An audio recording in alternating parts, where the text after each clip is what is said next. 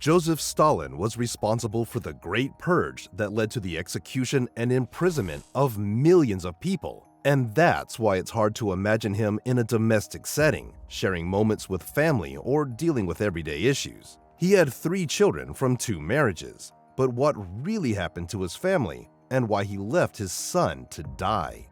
Let's find out. Joseph Stalin was often seen as an iron-fisted leader because of the harsh and brutal methods he used to gain and keep control over the Soviet Union. He wasn't just tough, he was downright ruthless. His regime was marked by mass purges where countless party members, military leaders, and regular folks were executed or thrown into prison camps on flimsy charges of disloyalty. During the 1930s, his forced collectivization policies led to a massive famine, especially in Ukraine, where millions starved to death. It's hard to imagine the scale of the suffering and fear that defined his rule. But Stalin's cruelty wasn't limited to politics. It bled into his family life too. Joseph Stalin was born Lose Bessarionis Chejugashvili in the Georgian town of Gori, which was at that time a part of the Russian Empire. Stalin's parents had a significant impact on his early life and personality. His father, Bessarion Jugashvili, was a cobbler and an alcoholic who frequently abused Stalin and his mother. Bessarion eventually abandoned the family, leaving them in dire poverty. He died in 1909 in Tiflis, now Tbilisi, Georgia, in an unmarked grave. Stalin's mother, Keke Galadze, was a strong-willed and religious woman who had high hopes for her son. She wanted him to become a priest and enrolled him in a church school. However, Stalin's rebellious nature led him away from religious studies and towards revolutionary activities. Despite their estrangement, Keke remained proud of Stalin's achievements, although their relationship was distant and strained. She died in 1937, having seen her son rise to immense power, but also become a figure of immense cruelty. Stalin married twice in his life. His first wife, Ekaterina Svanidze, was a Georgian seamstress whom he deeply loved. They married in 1906, but their happiness was short-lived. Ekaterina, affectionately known as Kato, died of typhus in 1907, just a year after their marriage, leaving Stalin devastated. He was so grief-stricken that he reportedly threw himself onto her coffin during the funeral, and there are reports of him saying that with her death, his last warm feelings for humanity died too. This emotional loss marked a turning point in Stalin's life and resulted in the cold, ruthless persona he later became known for. Stalin's second wife, Nadezhda Alliluyeva, was just 18 when he married her in 1919, and he was 41. Nadezhda, known as Nadia, was the daughter of Sergei Alliluyev, a loyal revolutionary who had offered shelter to Stalin during his early political activities. Nadia was an independent-minded woman who pursued her education and was deeply involved in Communist Party activities. However, their marriage was troubled by Stalin's increasingly tyrannical behavior and took a toll on Nadezhda's mental health. She suffered from depression, which worsened over the years, leading to her suicide in 1932 after an argument with Stalin during a party. The official cause of death was reported as appendicitis, but the truth was far darker. If the lives of Stalin's wives were in such bad shape, what about his children? Before I tell you about them, please take 2 seconds to help me out. Hit like and subscribe if you're enjoying the video so far. Each like and subscribe helps support the channel and keeps me motivated to keep making you valuable content. Thank you. Now back to the video. Let's discuss the lives of Stalin's children now. Yakov Jugashvili, born on March 18, 1907, was Stalin's first son with Ekaterina. After his mother's death, Yakov was raised by his aunts in Georgia. He later moved to Moscow to live with his father, but their relationship was strained. Yakov was a sensitive and introverted young man, and Stalin often made fun of him and called him weak. At 18, Yakov attempted suicide after a failed romance, only to be mocked by his father for not being able to shoot straight. Well, that's not very comforting coming from a father, right? Anyways, Yakov eventually married Yulia Meltzer, a Jewish dancer.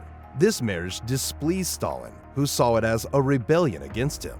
Despite his father's disapproval, Yakov pursued his own path. When World War II broke out, Yakov joined the Red Army as an artillery lieutenant. He was captured by the Germans in 1941 during the Battle of Smolensk.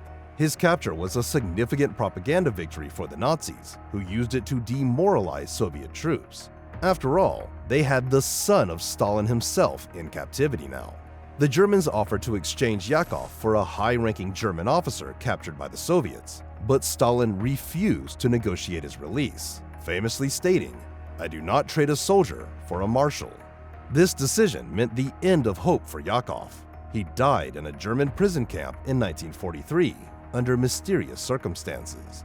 Official reports claimed he was shot while trying to escape, but it is widely believed that he committed suicide by throwing himself onto an electric fence. So much for a father not caring for his son's freedom. Vasily, born on March 21, 1921, was Stalin's second son with Nadezhda. Unlike Yakov, Vasily was brash and self-indulgent. He enjoyed the privileges of being Stalin's son and didn't shy away from flaunting his status.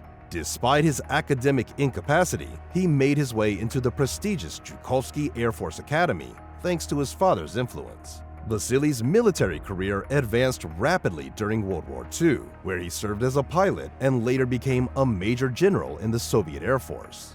However, his promotions were not due to his abilities, but rather his lineage. Vasily's excessive drinking and reckless behavior often got him into trouble. His colleagues and superiors resented him, viewing him as a spoiled brat riding on his father's coattails. After Stalin's death in 1953, Vasily's fortune declined sharply. Stripped of his privileges, he was imprisoned on charges of anti-Soviet activities and spreading false information. He was released in 1960, but continued to struggle with alcoholism and depression.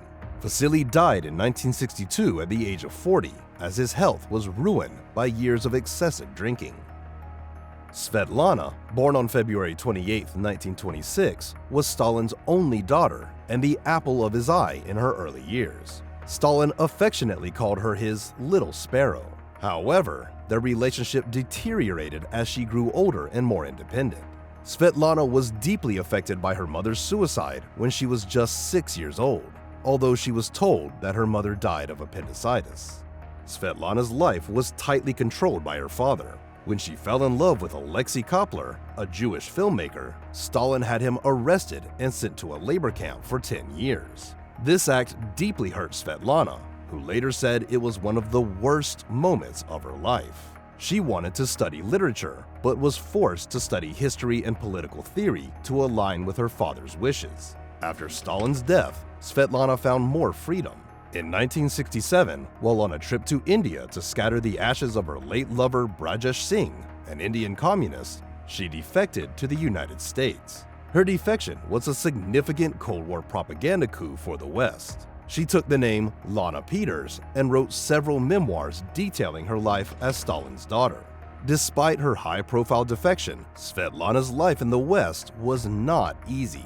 She struggled with cultural differences and the emotional burden of her past. Now, let's talk about Stalin's grandchildren. Stalin's first son, Yakov, had 2 children, Yevgeny and Galina.